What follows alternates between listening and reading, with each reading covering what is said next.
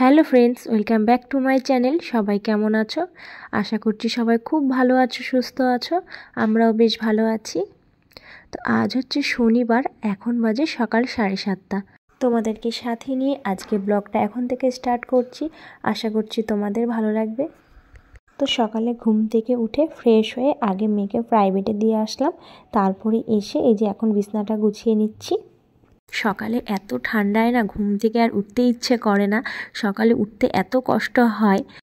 আর এই শীতের দিনে সকালে ওঠাটাই কিন্তু একটা কষ্টের ব্যাপার। তারপরে উঠে গেলে কিন্তু অতটা খারাপ লাগে না, তখন মনে হয় যে উঠে ভালোই করেছি, কাজগুলো বেশ সময়ের মধ্যে আমার হয়ে যাবে। বাইরে আজকে এতটা কুয়াশা, এখনও বাইরের কোনো কাজ করিনি। তো ভাবলাম যে আগে বিছানাটা গুছিয়ে নিয়ে ঘরটা ঝাড় দিয়ে তারপরে বাইরের কাজগুলো করব। তো কাল রাত থেকে আমার হাজব্যান্ডের শরীরটা খুব খারাপ, কালকে সারা রাত ঘুমাতে পারিনি।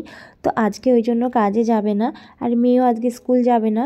তো ওই জন্য ভাবলাম সকালে এখন রান্নাবান্নার অতটা চাপ নেই, তাহলে আগে ঘরের কাজকর্মগুলো সব করে নিই, তারপরে স্নান টান করে পুজো দিয়ে একবারে রান্না বসাবো। কারণ এখনও ঘুমাচ্ছে, ঘুম থেকে একটু দেরি করে উঠবে যেহেতু কাজে যাবে না।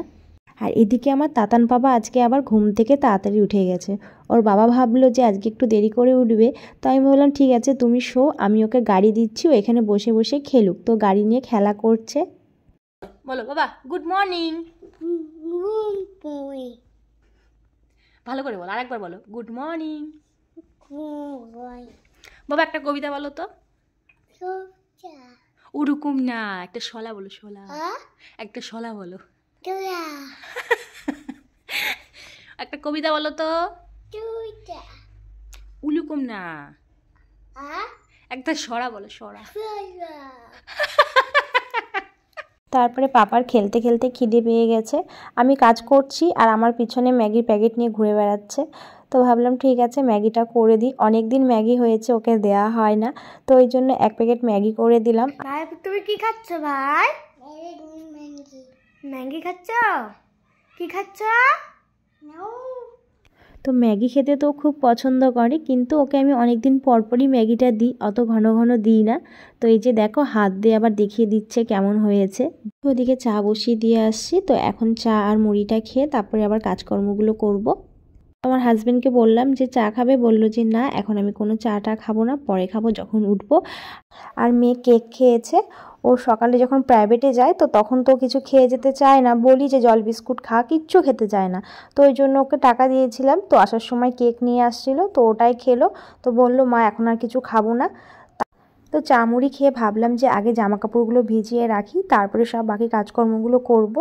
তো সকালে যা ওয়েদার দেখলাম, তো ওই জন্য বেশি জামা কাপড় ভেজালাম না, যে জামা কাপড়গুলো না কাচলেই না সেগুলোই খালি ভিজিয়ে দিলাম।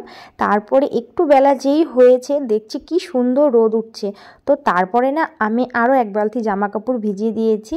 অনেক জামা কাপড় জড়ো করা ছিল, যেমন বেডশিট, 2 ঘরের বেডশিট, তারপরে অনেক জামা সোয়েটার, তো সব একবারে জামা কাপড় কেচে টেচে তারপরে এই যে স্নান করে নিলাম। আর এখন অনেকটাই বেলা হয়ে গেছে। আর আজকে সকালে রান্নাবান্না খাওয়া দাওয়ার ঝামেলাটা ছিল না জন্য ঘরের সমস্ত কাজ করে নিয়ে একবারে স্নান করে নিয়েছি। আর সকালে আমার ছেলে মেয়ে মায়ের ঘরে ভাত খেয়েছে, আর আমার হাজব্যান্ডের ভাত খেতে ইচ্ছে করছে না, তো ওই জন্য ও জলমুড়ি খেয়েছে। তো ওই জন্য এখন আর অতটা চাপ নেই, আস্তে ধীরে আমি এখন পূজাটা দিয়ে তারপরে রান্নাবান্না বসাবো। কারণ সকালে যেহেতু সবাই একটু করে কিছু না কিছু খেয়েছে, তো ওই জন্য আর সকালে রান্নাবান্নার অতটা তাড়া নেই। আর এখন না একবার খেলে পরে না আর খেতে ইচ্ছে করে না, তো ওই জন্য ভাবলাম যে একবারে গরম গরম করব, করে নিয়ে খেয়ে নেব। তো পুজো দিয়ে এসে তারপরে রোদ্রে একটু বসেছিলাম, তারপরে এই যে ভাত করে নিলাম। তো আজকে করেছি হচ্ছে আতপ চালের ভাত, আলু সেদ্ধ, পেঁপে সেদ্ধ। তো সবার আজকে ইচ্ছে হয়েছে আতপ চালের ভাত খেতে, আর এরকম সেদ্ধ দিয়ে ঘি দিয়ে এই ভাতটা খেতে এত স্বাদ লাগে মানে কি বলবো। তো খুব সুন্দর আজকে সবাই আমরা খেয়েছি, খুব ভালো লাগলো। তো খাওয়া দাওয়া করে তারপরে সবাই ঘুমিয়ে পড়েছে, আর ছেলেকেও আমি ঘুম পাড়িয়ে দিয়েছি। তো ছেলেকে ঘুম পাড়িয়ে দিয়ে তারপরে আমি এই যে চলে আসছি জামা কাপড় তুলতে। তো সব জামা কাপড়গুলোই শুকিয়েছে, খালি এই যে মোটা মোটা সোয়েটারগুলো আছে, তো ওগুলো তো শুকায়নি, আর ওগুলো একদিনে শুকাবেও না। তো এখন বাজে রাত্রি 9টা, মাঝে অনেকটা সময় পেরিয়ে গেছে। তো আজকে সন্ধ্যা টন্ধা দিয়ে চা খাওয়ার পর না আর কোনো কাজকর্মই করিনি, শুয়েছিলাম ঠান্ডার মধ্যে, আর শুয়েছি আর উঠতে ইচ্ছা করছে না। তো এখনই উঠে আসলাম।